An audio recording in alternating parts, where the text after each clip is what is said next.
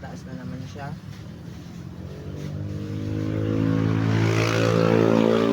Alin po yung mauna? Sa taas or sa baba? Yung sandalan or yung upuan? Okay.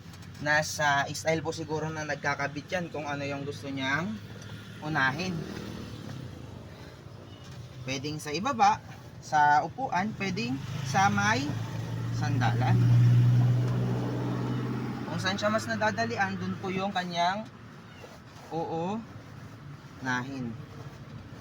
So meron po tayong kaibigang pusa dito sa baba. Pusa ng kapitbahay. Ayan.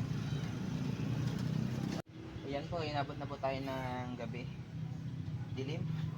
So sinigin na po namin yung LED light nito. So ito po kinakabit na namin dito sa second row. Sa mga gustong mag-rent po ulit, inuulit ko po, ito po ay for rent siya. Okay, depende po sa layo ng lugar kung magkano po yung rent niya. At ito po, konting features lang, i-adjust ko lahat ng upuan niya. Kung medyo malaki yung uupo, pwede niyang i-adjust ito, upuan dito sa harap. Kung medyo maliit naman yung nakaupo, pwedeng hindi na i-adjust. Kung malaki naman po yung upo dito sa second row, pwedeng i-adjust palikod. So ganun po yung one. At bawat rows po ng sasakyan na to ay meron po siyang aircon na malamig talaga, as in magdala ka pa ng jacket mo. Ayan po. Wala po natin sa ilalim. Inubuhol na po natin para mas maayos na po siya. At hindi na yung magtatanggal-tanggal pa na one. So ayusin po natin yung buhol nito. Ayan. So i-chokan lang po natin. Medyo itatago natin yung mga pagkabuhol-buhol niya para hindi siya medyo pangit niyan. Ayan po. Patapos na po tayo. Konting-konting tiis na lang.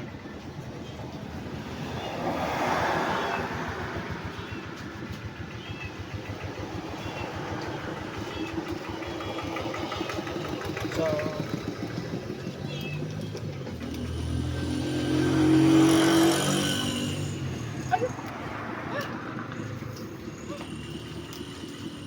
process.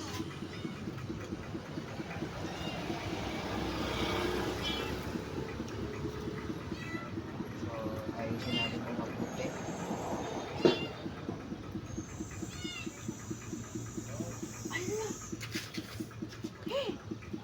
Ganun po sa'yo.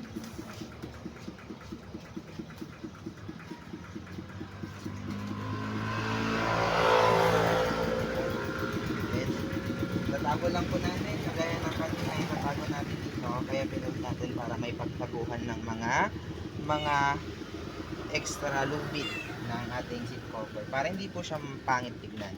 Okay, mas maganda kasi pag nakatago. Okay. Saglit lang. Medyo ayusin natin dito. Medyo lupay-pay siya at hindi fit. Ayan. Ayusin natin.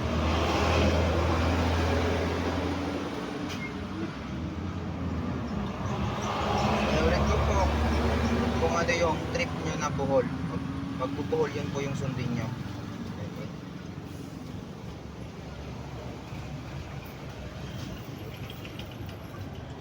Ayan, tapos dito na po tayo sa isa.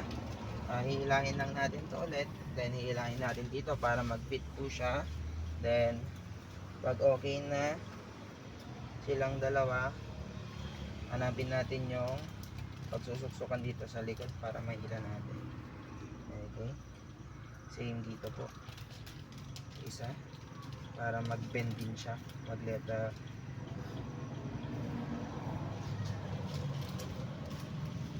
So, yun lang po, malapit na. Dalawang upuan na lang sa harapan. Then, tapos na po tayo.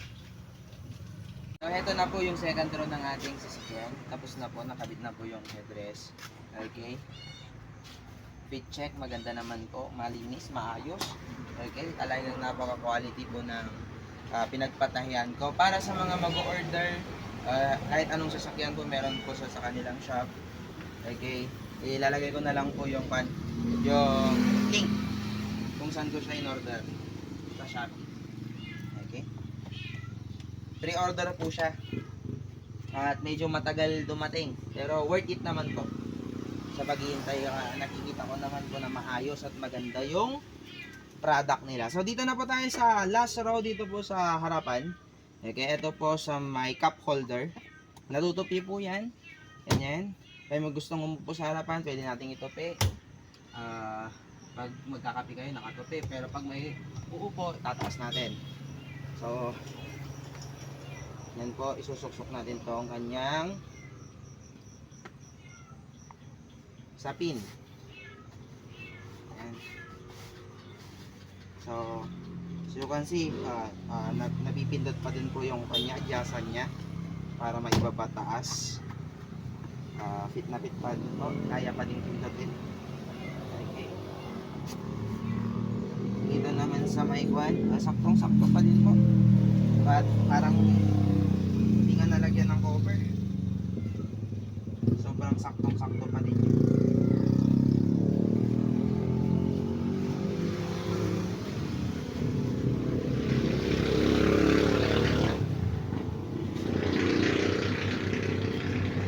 Next po, dito sa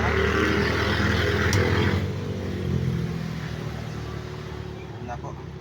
Kasi hilayin natin mamaya, then itatali natin. Then next, dito po sa isa. Okay.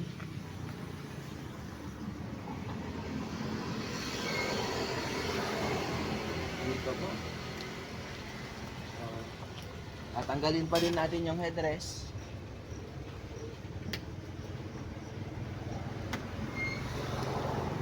Pa din po, then same process, kakabit natin dito sa kanyang sandalan. Yan natin, then bababa lang po natin.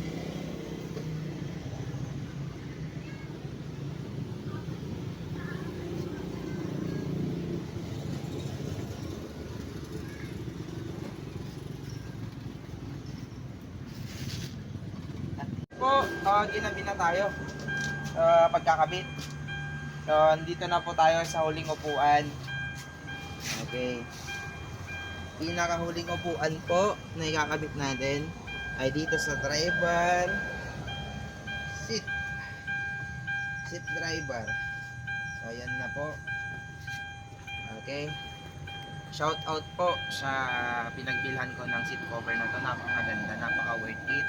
Okay, sa mga nagtatanong or magtatanong, ilalagay ko po yung link kung saan ko siya in-order sa Shopee. Okay. Ayan po. Napaka quality po ng gawa nila at talagang garantisadong fit na fit. Okay, dito po hindi pa po kasi siya naitatali. Doon sa kabilang side. Minsanan ko na po itatali. Okay. Ayan. So, eto na po. Malapit na ang moment of truth. Malapit na tayong matapos sa ating project for this session. At hopefully nakarating kayo sa part ng video na to. Hi guys, eto na po. Tapos na po ang pag-install natin ng seat cover. Okay. Andito na po. Tapos na po.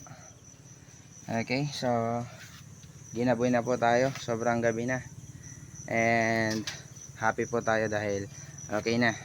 So eto po. Once again, for rent po tong van na to. At sinong gustong mag-rent, PM lang po. So hanggang dito na lang po. Bye bye. See you on my next vlog.